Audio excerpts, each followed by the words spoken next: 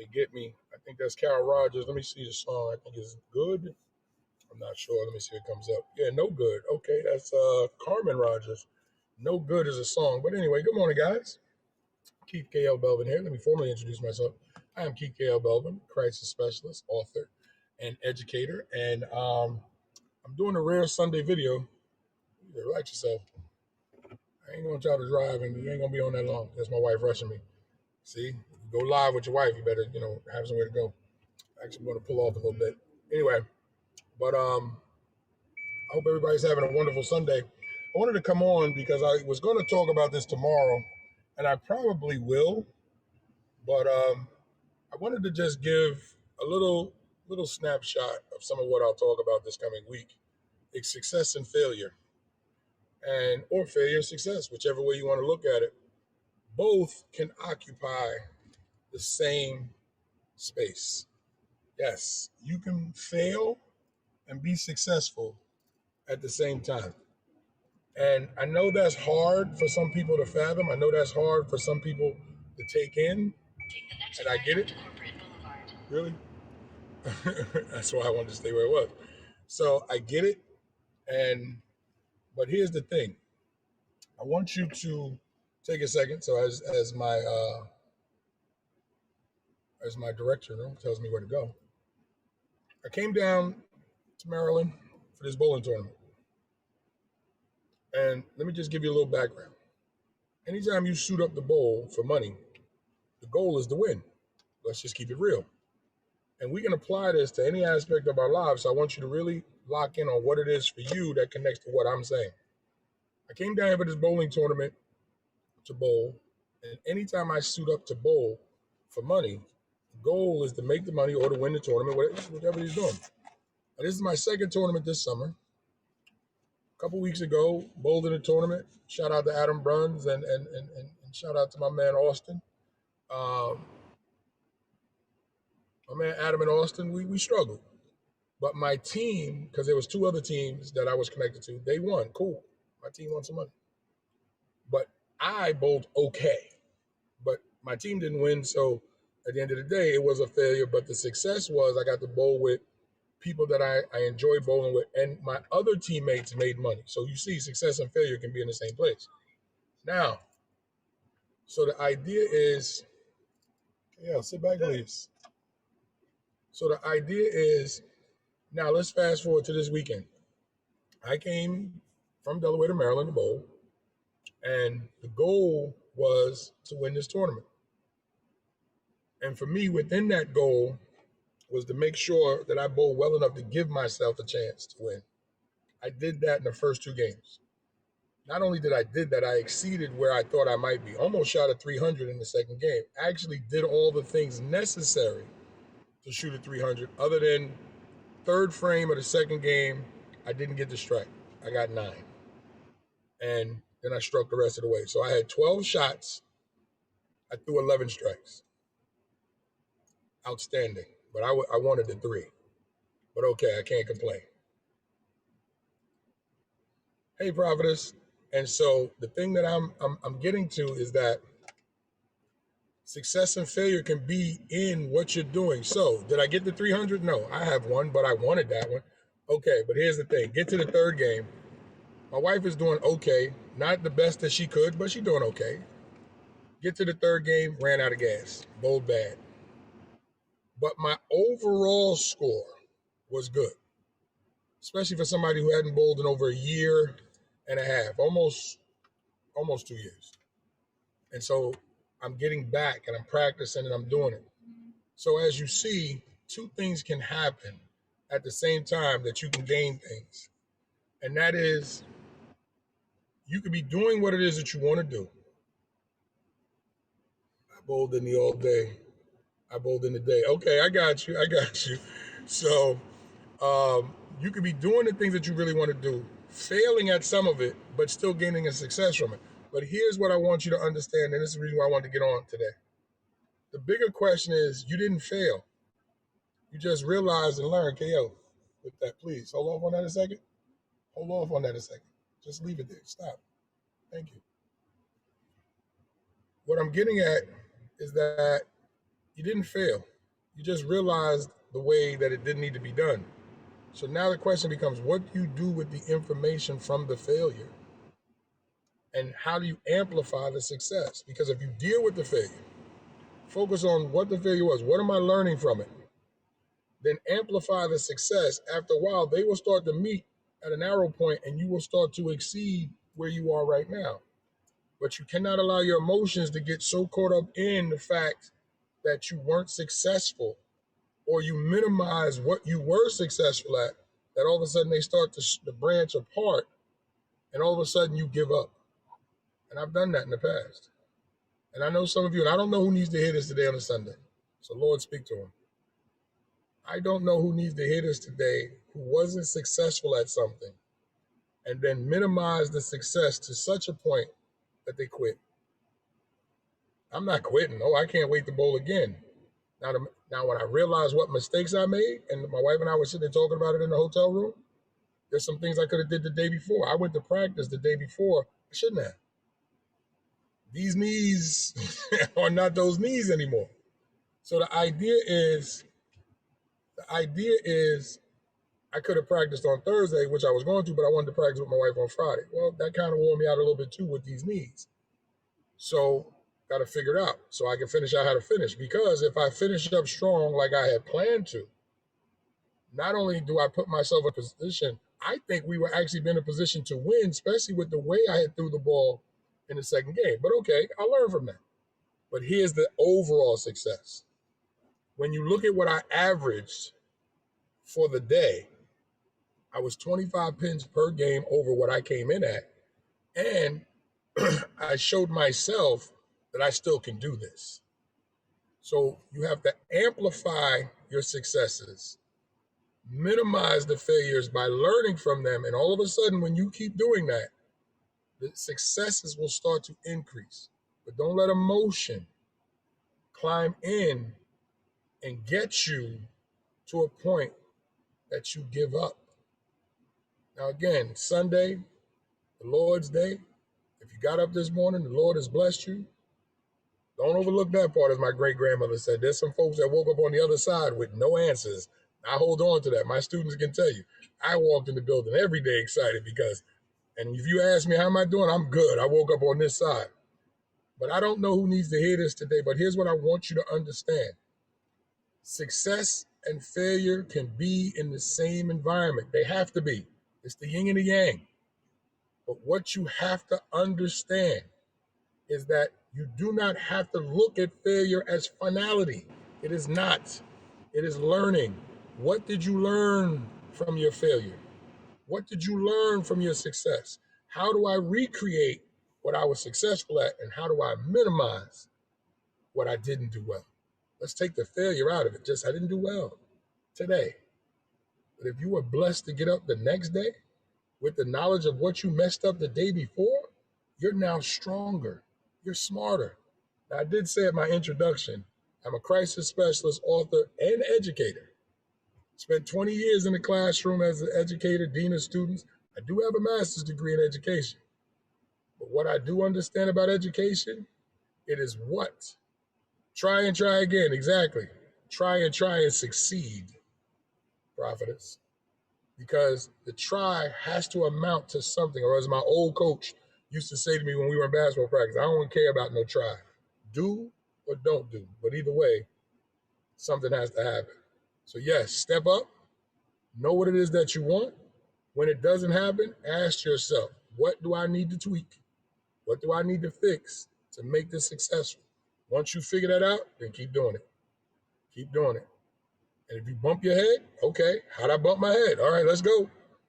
Learn from it, keep it going. And you can apply that to every aspect of your life, your relationships, your business, your life, in any capacity.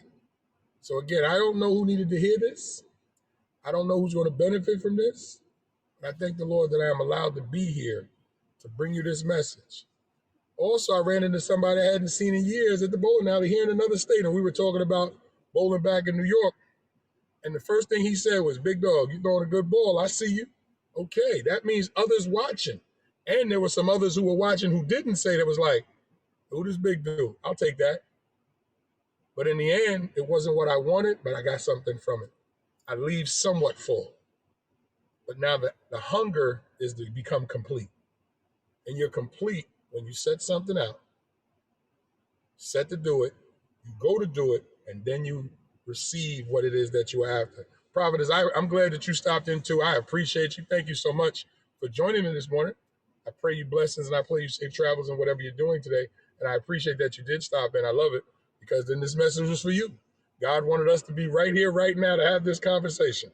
Thank you so much. And so are you because you're here. And then the key is, what do you do with it? So I appreciate you today. Thank you so much. But again, for anybody watching, guys, there's never a bad time to figure out what it is that you want. But once you figure it out, you got to make it happen. My wife is sitting right here next to me. And one of the things that we talked about this morning is maximizing some of the talents that she has. Because when she does well, it spurs me to do better. And then together we do better, which then our little one who's back in the back, who it's hard to keep a little one quiet, understands that she benefits from it. So you see that there's somebody waiting on your success because they'll benefit from it. That is what God has created us for. That's the service part that many of us miss. God created you for the world, not for yourself. Because when you do what God has created you to do, you are going to make somebody else's world better. Hear me when I say this. God didn't create you for you. Let's go to church now. God didn't create you for you. He created you for somebody in this world who needs to hear your voice and experience your talents. Now, you know how you'll find them? By working in what God created. You.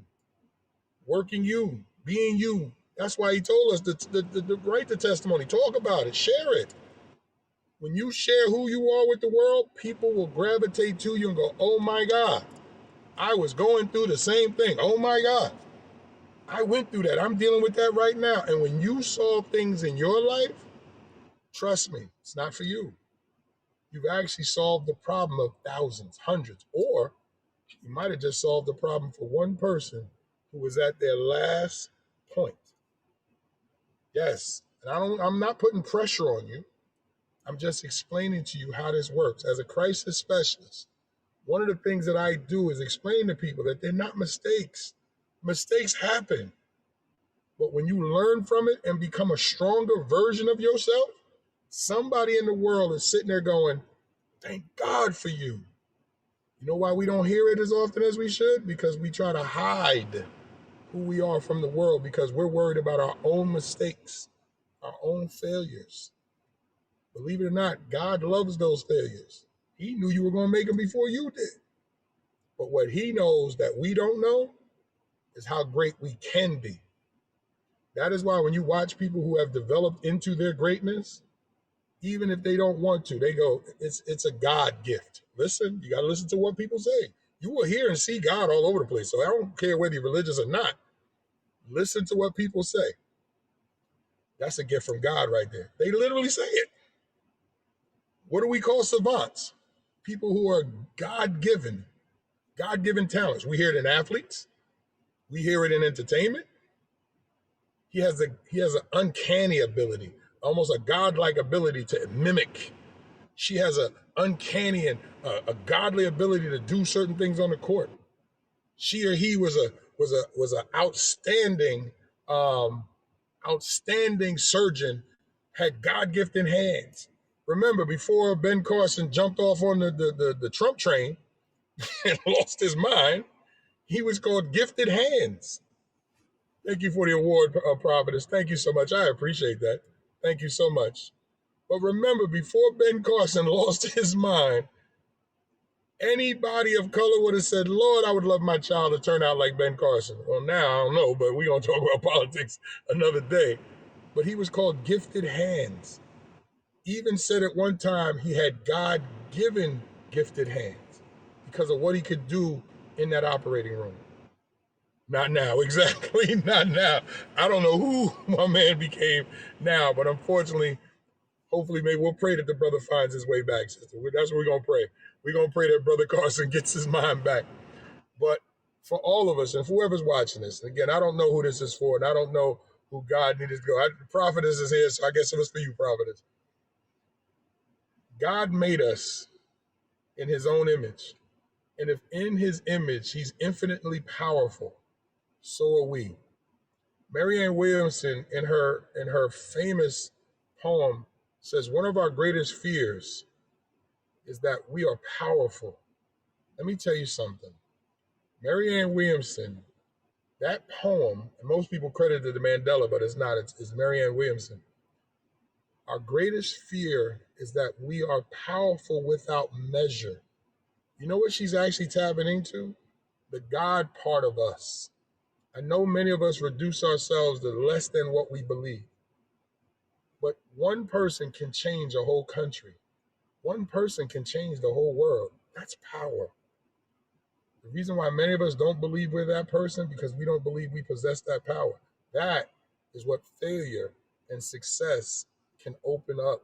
It can allow you to see that not only are you more powerful than you thought, you have the ability to alter other people's lives simply by embracing your own. So failure and success can be wrapped up into the same arena. And if you receive it the right way, you can then turn around and push back out to the world something that they've never seen.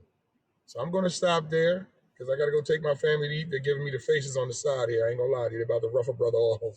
I got to go take him and get him something to eat. But I want to say this because I normally don't come on Sundays. Normally it's my day of rest. I don't really do too much on the internet, but I really felt pulled to be on today. I even told my wife, text me the message because it came to me when I was getting in, and I have to do that now. I'm getting a little older. I'm only 50 something, but I feel a little older. I was like, text me this because I got to talk on this. And that's another thing too. When the Lord places, thank you so much. You enjoy your day too, Prophetess. I appreciate you so much. Thank you so much. And hopefully I'll see you again. And if not, Godspeed. And may the Lord travel with you. Hopefully I'll see you again. You'll come on and check me out. If you're not, I'm over on Facebook and on Instagram too. On Instagram, I'm From Gigolo to Jesus. That's my name over there. And it's also the title of my book. On Facebook, it's Keith K.L. Belvin. So by all means, come on and I'd love to get to know the people that stop by. So I appreciate you. And again, thank you for the award. I appreciate that. Thank you for the blessing. I appreciate that as well. And anybody watching, if you want to get on a call with me, remember, this is what I do. I am here to help. I'm here to serve. Just reach out to my inbox and say, Keith, can we get together? Also, go to any of my profiles. My information is in my profile if you want to sit down and call. I'm here to serve. I work with people every day to try to help solve the problems that they have. I did it when I was in the classroom. Now I do it for myself because this is how I give back because God spared my life. He continues to spare my life. And for all the things that I did in my past before I came to know the Lord, I should be dead.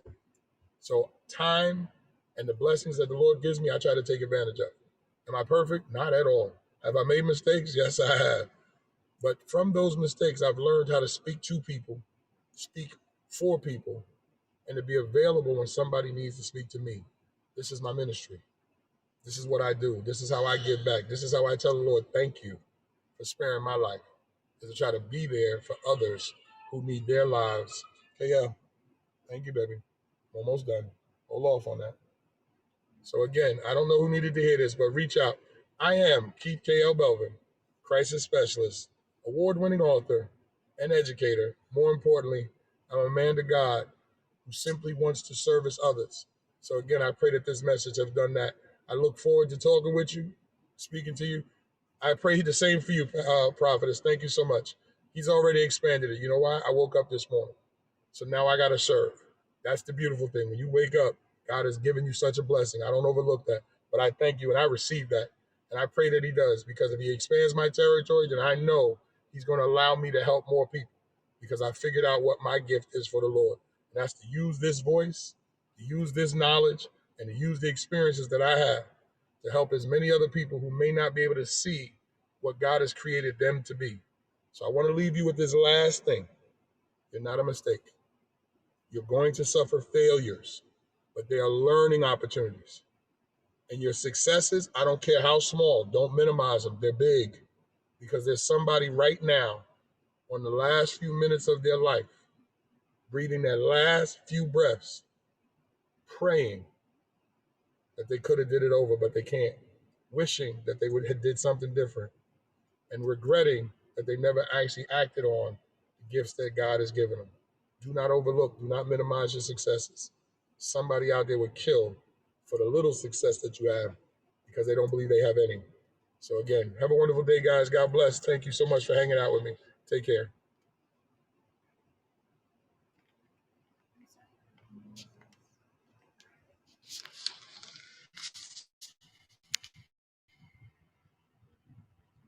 One second. I'm trying to turn this over. I'm not sure what's going on my phone.